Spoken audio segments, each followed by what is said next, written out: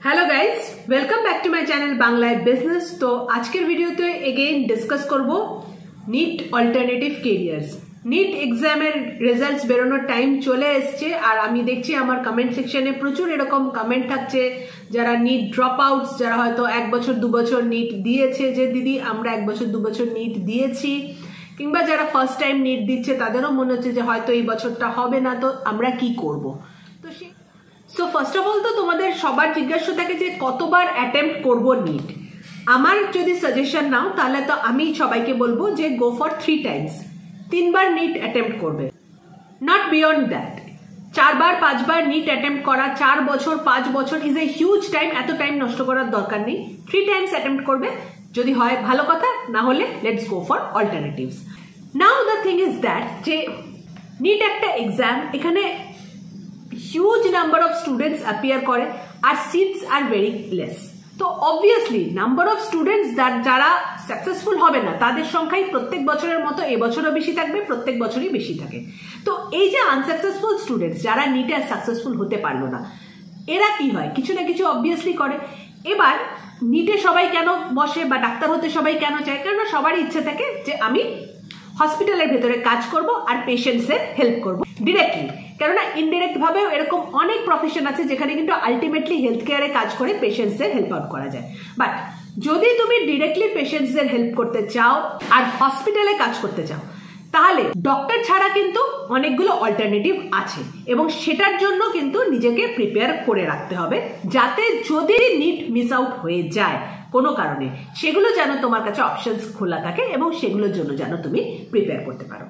So first তো আমি বলবো যে কলেজে এনরোল করে নাও, কলেজে কোনো একটা লাইফ সায়েন্সের সাবজেক্টে এনরোল করো, তার পাশাপাশি তুমি প্রিপারেশন করো ফর नीट অ্যান্ড তুমি যদি সাকসেসফুল হলে ওয়েল অ্যান্ড গুড। নাও যদি সাকসেসফুল না হলে তাহলে কি করবে? যাদের একেবারে মানে সেই একটা ছোটবেলা থেকে ড্রিম এবং ক্রেজি অ্যাবাউট नीट, এরকম প্রচুর স্টুডেন্টস থাকে, এরকম প্রচুর পেরেন্টস থাকে, তুমি যদি সেরকম ক্যাটাগরিতে পড়ে থাকো, those who are very much crazy about NEET, যে না আমাকে অ্যাট এনি কস্ট ডক্টর হতেই হবে, তাহলেই আমি বলবো যে 2-3 বছর অ্যাটেম্প্ট করো नीट আর ভালো করে কোচিং করো। বিকজ এক বছর যখন नीटे তোমার ড্রপ আউট হয়ে যাবে, যখন হবে না, ইটস এ হিউজ সেটব্যাক। তারপর আবার পড়াশোনা করা, it's a very tedious task. যদি করতে চাও, আমি সবাইকে বলি যে দেখো এটা তোমার ইচ্ছে, বিকজ একটাই জীবন, সেখানে যদি তোমার খুব ইচ্ছা হয়ে থাকে যে না আমি ডক্টর হবই হবো, সেক্ষেত্রে আমার তো মনে হয় ইয়েস ডেফিনেটলি চেষ্টা তো করা উচিত with alternatives clear in mind, সেটা করো। আর যাদের মনে হচ্ছে যে না আমি এক বছরই অ্যাটেম্প্ট করবো, অতটাও যাদের নেই, যে ক্রেজি ব্যাপারটা নেই যে না আমাকে ডক্টর হতেই হবে, তাদের জন্য আমি বলবো যে আরেকটা এক্সাম হয় JENPAS UG. Now JENPAS UG is basically for all other paramedical courses, তার মধ্যে ফার্স্ট চলে আসে নার্সিং। এবার নার্সিং শুনলেই সবার মানে মনে হয় একটা সেকেন্ডারি বাজে একটা প্রফেশন, সবার মনে হয়, সবাই নাক সিটকায়, আমরা বলি না নাক সিটকানো ওরকম, নার্সিং নার্সিং আবার কি। বাট যে কোনো স্টুডেন্টের যেই যেই জিনিসগুলো দরকার বা যে কোনো চাকরিতে বাবা মারা স্টুডেন্টরা যা যা চায়, প্রত্যেকটা কিন্তু নার্সিং প্রফেশনেই আছে। আর একমাত্র আমি বলবো নার্সিং এমন একটা প্রফেশন যেই প্রফেশনে এই প্রিভিলেজগুলো পাওয়া যায়। ফার্স্ট অফ অল তো টোটালি রিসেশন প্রুফ, এখানে কোনো রিসেশন ফিসেশন এইসব কিচ্ছু আসে না। কোনোদিনও এআই এসে ডক্টরের কাজ করে দিতে পারবে, বাট নার্সের কাজ কিন্তু এআই করতে পারবে না, বিকজ নার্সের কাজ হচ্ছে ডিরেক্টলি পেশেন্টকে কেয়ার দেওয়া, যেটা এআই এর পক্ষে করা খুব ডিফিকাল্ট, কোনো রোবটের পক্ষেও ইনফ্যাক্ট করা ডিফিকাল্ট। সেকেন্ড, গভর্নমেন্ট জব, সবাই চাই আমরা গভর্নমেন্ট জব, কিন্তু গভর্নমেন্ট জব পেতে যে কত কষ্ট করতে হয় এটা স্টুডেন্টরা তোমরা সবাই জানো। একটা অন্য ফিল্ডে গভর্নমেন্ট জব পেতে তোমাকে প্রিপেয়ার করতে হবে, সেখানে তুমি পাবে না, সেখানে আরো অনেক প্রবলেমস থাকবে। অথচ বিএসসি নার্সিং যদি তুমি কমপ্লিট করে নাও from any government college, even from private college, তোমার কাছে প্রচুর অপশনস থাকবে government job power, because nursing এর যে ভ্যাকেন্সি থাকে in government segment that is very huge vacancies থাকে। ডেফিনেটলি তোমার যদি ইচ্ছা থাকে তুমি গভর্নমেন্ট জব কিন্তু পেয়ে যাবে। থার্ড, নার্সিং এমন একটা প্রফেশন যাদেরকে সবচেয়ে বেশি প্রিভিলেজ দেওয়া হয় ফরেন কান্ট্রিজে। অনেকেই চায় ফরেন কান্ট্রিজে রিলোকেট করতে, ফরেন কান্ট্রিজে জব করতে। তোমরা জানো সবাই যে দুবাইতে যারা নার্স কাজ করে, maximum nurses are from India, Kerala. তো অবভিয়াসলি তুমি যদি নার্স হও তুমিও সেই চান্সটা পাবে, তুমিও ফরেন কান্ট্রিতে গিয়ে কাজ করতে পারবে।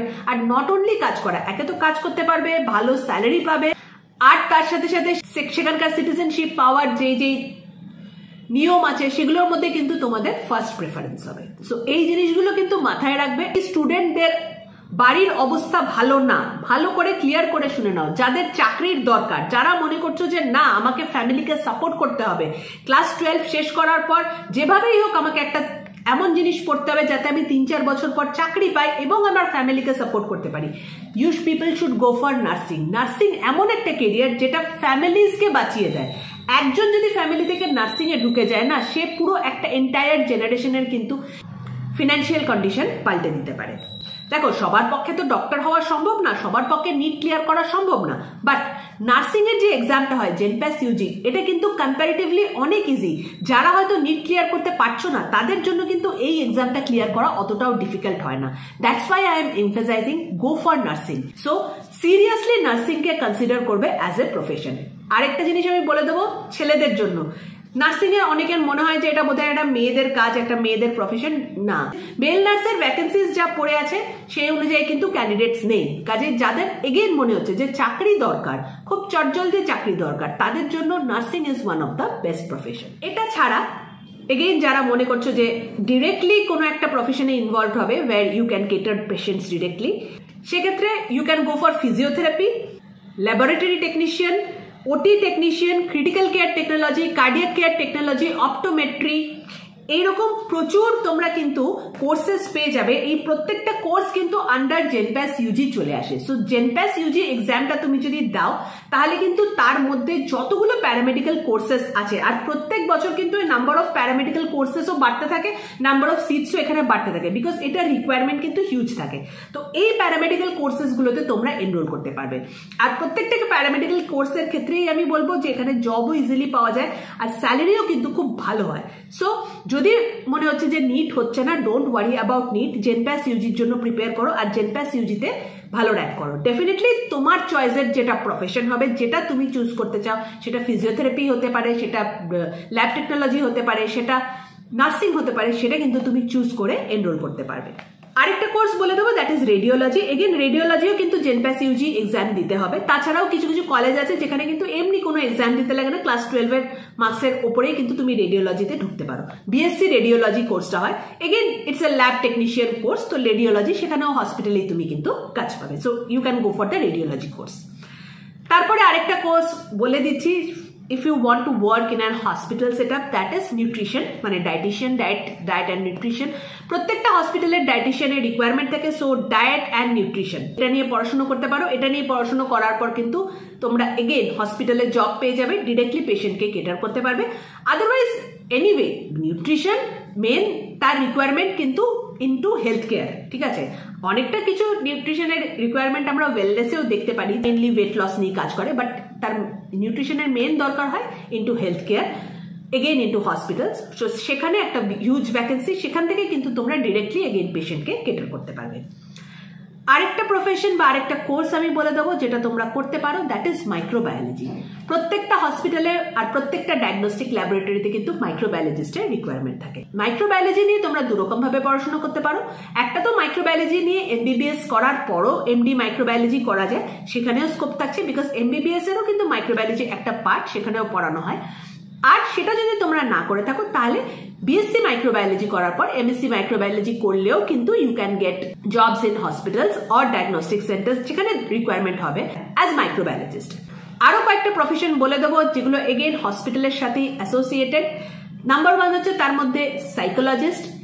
সাইকোলজিস্ট হতে গেলে তোমাকে এমএসসি সাইকোলজি করতে হবে। সো বিএ বা বিএসসি সাইকোলজির পর এমএসসি সাইকোলজিস্ট করতে হবে, বা এমএসসি ইন ক্লিনিক্যাল সাইকোলজি। কোর্সটা করার পর you can become a certified psychologist, আর সেখানে তুমি পেশেন্টদেরকে কাউন্সিলিং করে হেল্প করতে পারবে। এগেন রিকোয়ারমেন্ট অফ সাইকোলজিস্ট হসপিটালেই হয়, ক্লিনিক্সে হয়, সেখানে তুমি কাজ করতে পারবে। আর এগেন এখানেও কিন্তু তুমি you are directly handling patients. এছাড়াও হসপিটালের অ্যাডমিনিস্ট্রেশনে, যদি হসপিটালে কাজ করতে ইন্টারেস্টেড হয়, হসপিটাল অ্যাডমিনিস্ট্রেশনে কাজ করতে ইন্টারেস্টেড হয়, go for BBA in hospital management.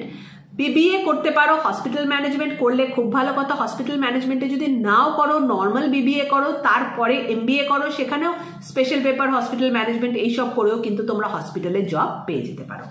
আরেকটা বলে দেবো, দ্যাট ইজ ফার্মাসিস্ট। নাও ফার্মাসিস্টের যে ডিগ্রিটা হয়, that is B pharm. B pharm করে কিন্তু তোমার কাছে অনেক অপশন থাকে rather becoming a pharmacist.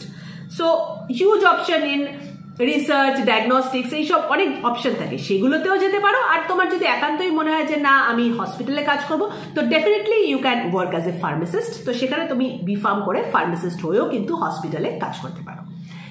Last ভিডিওটা শেষ করার আগে আরেকটাও জায়গা বলে দেবো যেখান থেকে কিনা এগেইন তোমরা ইনডিরেক্টলি পেশেন্টকে সার্ভ করতে পারো, that is clinical research. Now clinical রিসার্চে আসার জন্য তোমাকে বায়োটেকনোলজি নিয়ে পড়াশোনা করতে হবে। বায়োটেকনোলজি নিয়ে কিভাবে পড়াশোনা করবে এটা আরেকটা ভিডিওতে ডিসকাস করব, কিভাবে তোমরা প্রিপেয়ার হবে, বিকজ এই ভিডিওটা আদারওয়াইজ খুব লম্বা হয়ে যাবে।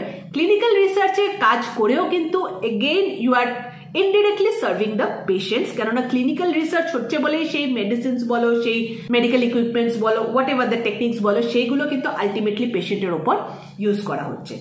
সো ক্লিনিক্যাল রিসার্চেও কিন্তু হিউজ কেরিয়ার অপরচুনিটিস আছে ফর লাইফ সায়েন্স স্টুডেন্টস। যারা লাইফ সায়েন্স নিয়ে পড়াশোনা করছো, you can also check out this opportunity. Hopefully যেই কেরিয়ার অপশনস গুলো বলে দিলাম, খুব ছোট্ট করে বলে দিলাম, তার প্রত্যেকটা কেরিয়ার অপশনই কিন্তু মেডিকেল কেরিয়ার, এবং প্রত্যেকটা কেরিয়ারই কিন্তু তোমার যে জব রোলটা হবে it will be as important as that of doctors. So ডক্টরই হতে হবে, ডক্টর না হতে পারলে, নিট ক্লিয়ার না হতে পারলে লাইফ এন্ডস হিয়ার। বা আমার যেটা মেন উদ্দেশ্য একজন ডক্টর হওয়া, সেটা কি, যে আমি পেশেন্টদের ডিরেক্টলি কেটার করব, ডিরেক্টলি পেশেন্টদেরকে হেল্প আউট করবো। তো সেই জায়গাটা থেকে যদি দেখতে যাও, তাহলে কিন্তু ডক্টর ছাড়াও এই কোর্সগুলো করে এই প্রফেশনগুলোতে এসে তুমি সেই কাজটা করতে পারো। ভিডিওটা যদি ভালো লেগে থাকে তাহলে নিজেদের ফ্রেন্ডসদের সাথে শেয়ার করবে, অ্যান্ড বাংলায় বিজনেস চ্যানেলটাকে সাবস্ক্রাইব করবে। Thank you for watching, bye by.